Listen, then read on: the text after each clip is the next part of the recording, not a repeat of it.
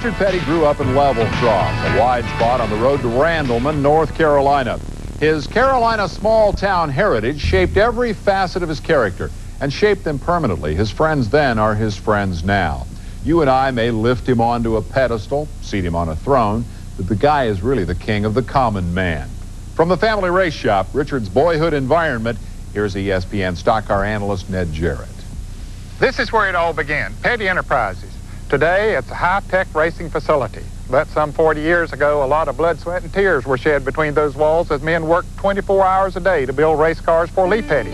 Then sons Maurice and Richard Petty would carry the torch as they tried to follow their dreams in auto racing. It all began on February 28, 1960, when a man named Dick Petty won his first race.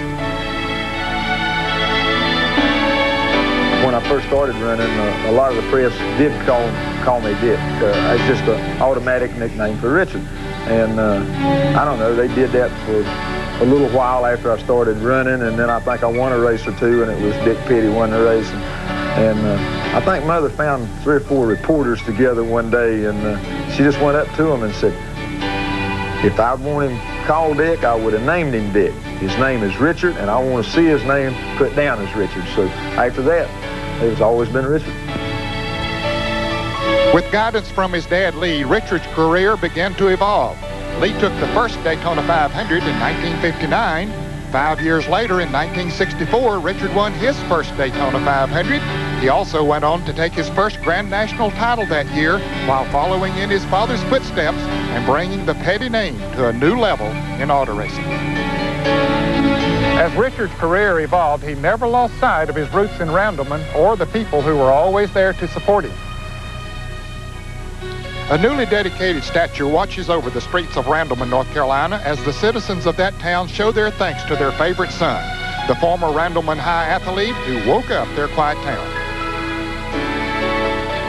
As most people say, Richard has put Randleman on the map. And when you go anywhere, people say, where are you from? And we'll say, we're from Randleman. That's where the town that Richard Petty went to school and grew up, you know. So he's really put Randleman on the map. He's probably the coolest athlete that it's ever been in the history of the world. I mean, he's hadn't changed, and he's worked at keeping this level of knowing,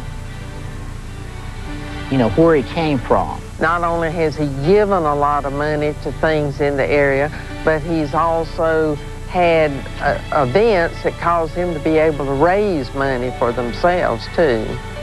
And I think they all probably realize they owe him a big debt of gratitude.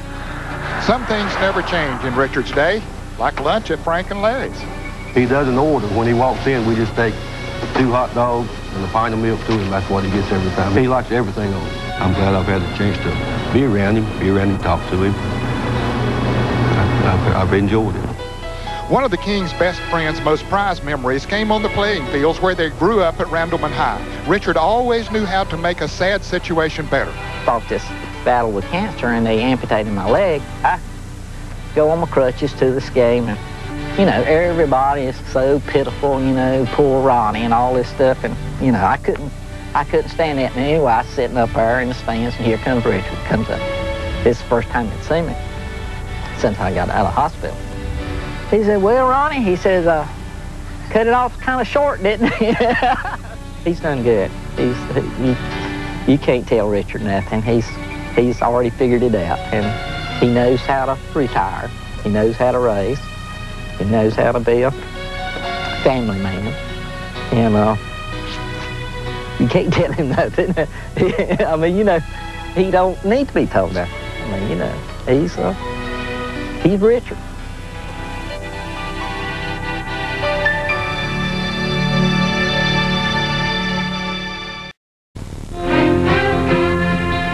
A child arrived just the other day.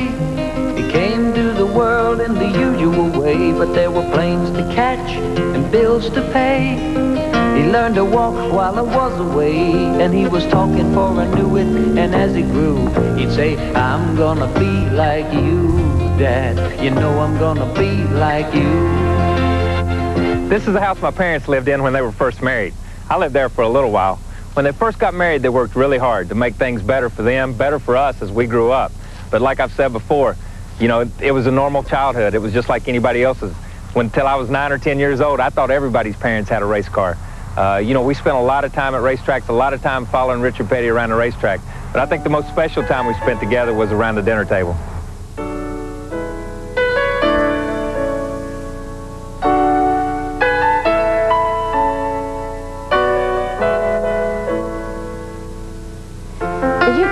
From previous interviews, my kitchen has changed quite a lot, but this kitchen holds a lot of good memories for our family.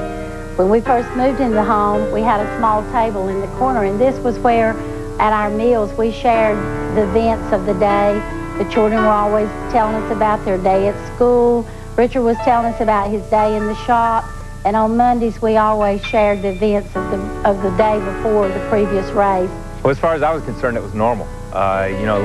You know, we grew up, our father wasn't there a lot of the time. He was always gone to racetracks and stuff like that. But, you know, we had a normal childhood. I've got 3 sisters, 3 younger sisters. We all went to school down here in Randleman. We all did all the things that everybody else did. We would go to the track and we would play around. We knew Daddy was out there racing, but we really didn't pay attention. You know, at the end of the day, Mom would say, okay, come on, load up, it's time to go, or come on, let's go to Winter Circle, and we would run to the Winter Circle, and you know, it was fun, but I don't think it hit us that he had won the race. I mean, I didn't know what that meant. Christmas here is, I mean, it's wonderful, and nobody's as big a kid as Daddy himself. I mean, he thinks he's Santa Claus, and it just makes him happy to make everybody else happy.